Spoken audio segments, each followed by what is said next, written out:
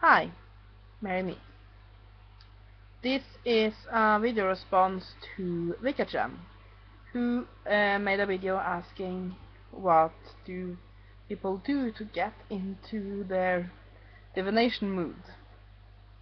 Now, I guess I'm a bit boring there because for the most of the divination systems I work with, I don't really do a lot.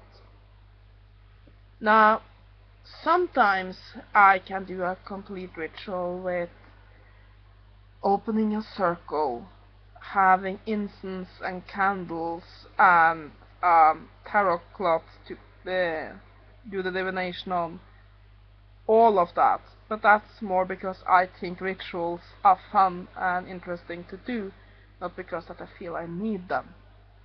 Like I've said in a lot of my other videos, I am very interested in practical magic, as in magic being there when you need it. And for me, it's not very practical to have to do a whole 9-yard ritual to get things to work.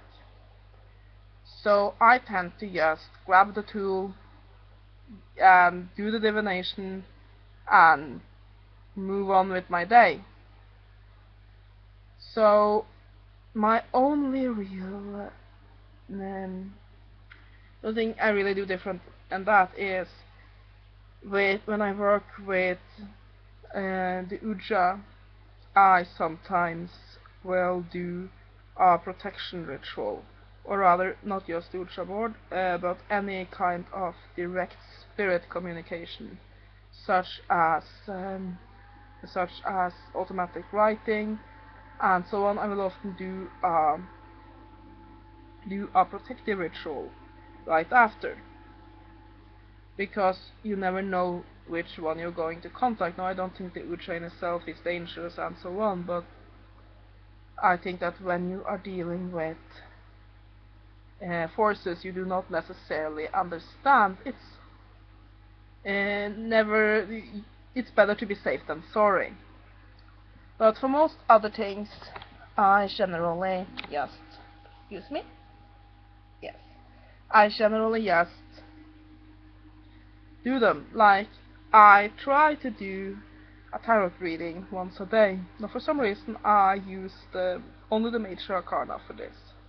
I don't know why. It's just been the way I do it. So I do a simple 3-card reading on the day and move on.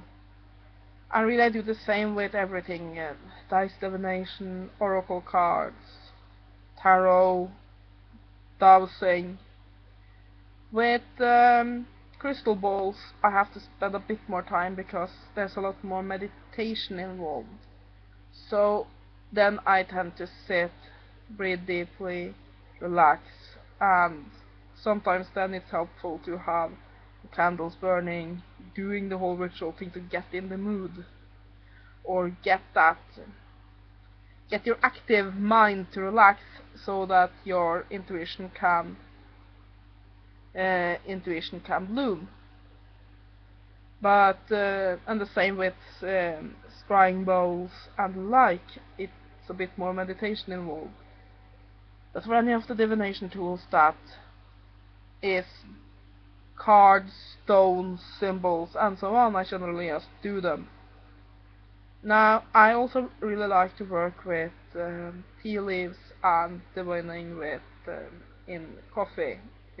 That residue that's left, if you have real coffee, not the kind in filters and machines and such, but the one that you cook in pan.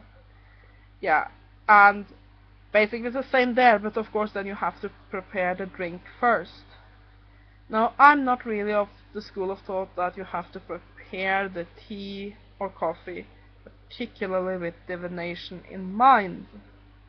I generally just do it when I have a chance. Usually when you have tea bags, for example, you won't get any leaves or residue left in your cup, but when I do, I generally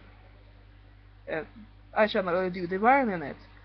And the same when I'm out having coffee in a cafe, because then I do real coffee, and then you will sometimes get that residue. And I think probably drive those that work at coffee shops insane, because I swirl it around and put it upside down and read it, yeah. But other than the practical thing you have to do, you have to have the hot drink to be able to read from the residue of it.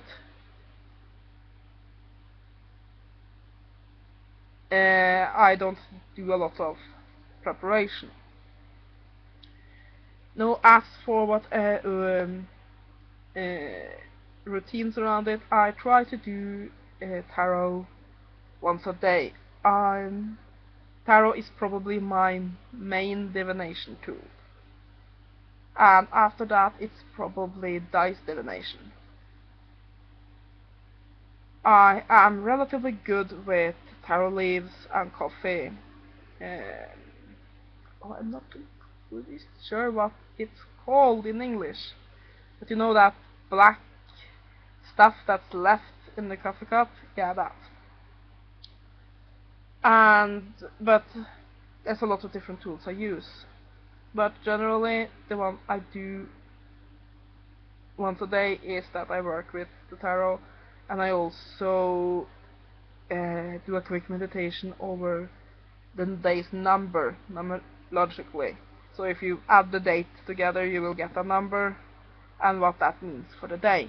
That I also do once a day. So yeah, do I have anything to add to that? No, I don't think so. I